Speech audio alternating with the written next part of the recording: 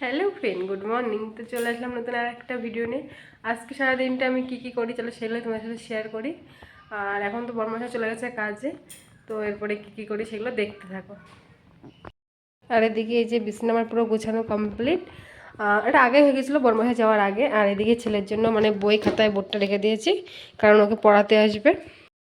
আর এই যে আজকে রান্না করেছি ডিমে আলুর ঝোল, আর এখন অঙ্কুশকে ভাত খাওয়াবো, তাই তো। আর আমার সোনা যদি দেখে আমি ক্যামেরা ধরেছি, তা ও যে কত কথা বলে, দেখতেই পাচ্ছ কত কথা বলছে। মানে ওর মনে যে কত কথা থাকে। তো অঙ্কুশকে তো ভাত খাওয়াচ্ছি, তারপরে আমিও দোকান খেয়ে নিয়েছি ওর সাথে একসাথে।